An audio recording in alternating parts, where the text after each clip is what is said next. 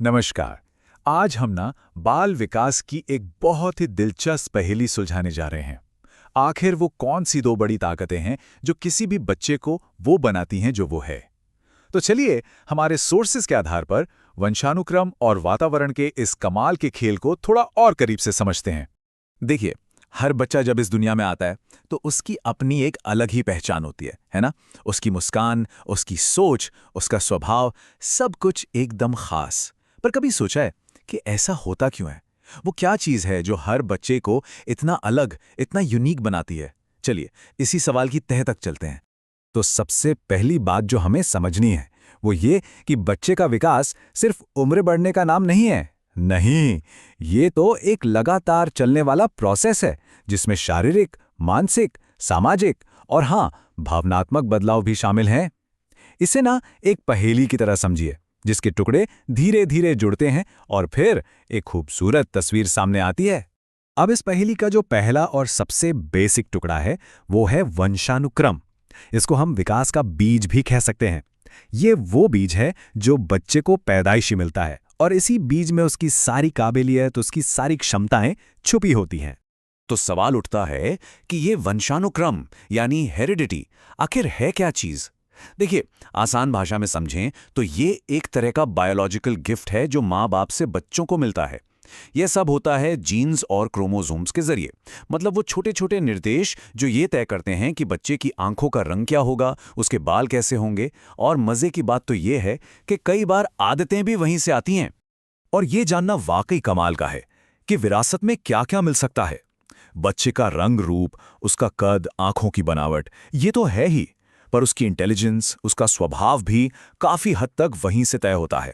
और तो और, कई बार जो म्यूजिक या स्पोर्ट्स का टैलेंट होता है ना, उसकी चिंगारी भी बच्चे को विरासत में ही मिलती है। तो कुल मिलाकर बात यह है कि वंशानुक्रम बच्चे के विकास का एक शुरुआती ढांचा, मतलब एक ब्लूप्रिंट तैयार कर देता है। ये वो नींव है जिस पर उसके जीवन की पूरी इमारत खड़ी होनी है। लेकिन सवाल ये है कि क्या सिर्फ एक मजबूत ब्लूप्रिंट का होना ही काफी है?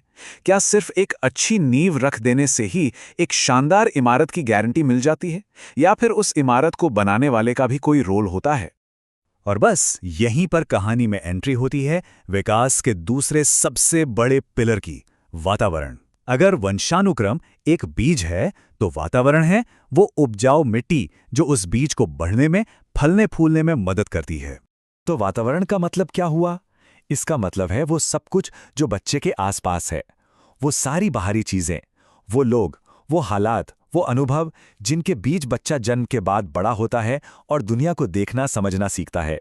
तो इस माहौल में क्या क्या शामिल है? अरे इसमें तो बहुत कुछ आता है।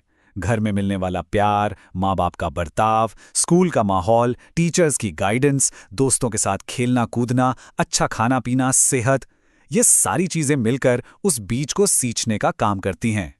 कहने का मतलब यह है कि वातावरण बच्चे के अंदर छुपी हुई उस क्षमता को, उस पोटेंशियल को तराशने का, उसे निखारने का काम करता है, जो उसे विरासत में मिली है।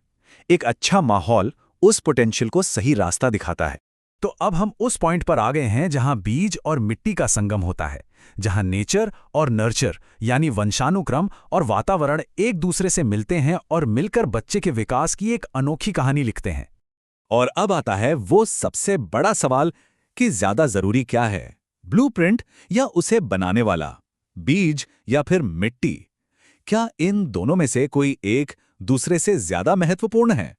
इसका जवाब ही इस पूरी बात को और खूबसूरत बना देता है। देखिए, वंशानुक्रम एक बीज की तरह है और वातावरण क्या है? वो है उस बीज के लिए उपजाऊ मिट्टी, पानी और सुनहरी धूप। अब खुद ही सोचिए, क्या इनमें से कोई एक दूसरे के बिना पूरा हो सकता है? बिल्कुल नहीं। जरा सोचकर देखिए, अगर बीज दुनिया की सबसे अच्छी किस्म का भी हो, लेकिन उसे एक बंजर जमीन में बिना पानी या धूप के बो दिया जाए, तो क्या होगा? वो या तो पनप ही नहीं पाएगा, या फिर अगर उगा भी तो बहुत कमजोर रह जाएगा।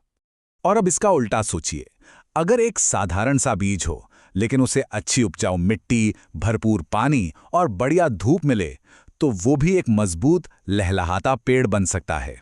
यही तो है वातावरण की ताकत। तो यहाँ पे जो सबसे जरूरी बात हमें समझनी है वो ये है कि इन दोनों का तालमेल इनका साथ आना ही बच्चे के विकास को पूरा करता है। ना तो अकेला बीज पेड़ बन सकता है और ना ही अकेली मिट्टी कुछ उगा सकती है। जब ये दोनों मिलते हैं तभी एक मजबूत पेड़ की कहानी शुरू होती है। तो आखिर में ये एक सवाल है जो हमें सोचना चाहिए। जब हम किसी के विकास को बेहतर बनाने की बात करते हैं तो हमारा ध्यान किस पर होना चाहिए? बीज की क्वालिटी पर, जिसे बदला नहीं जा सकता, या फिर उस मिट्टी को और ज्यादा उपजाऊ बनाने पर जो पूरी तरह से हमारे हाथ में है?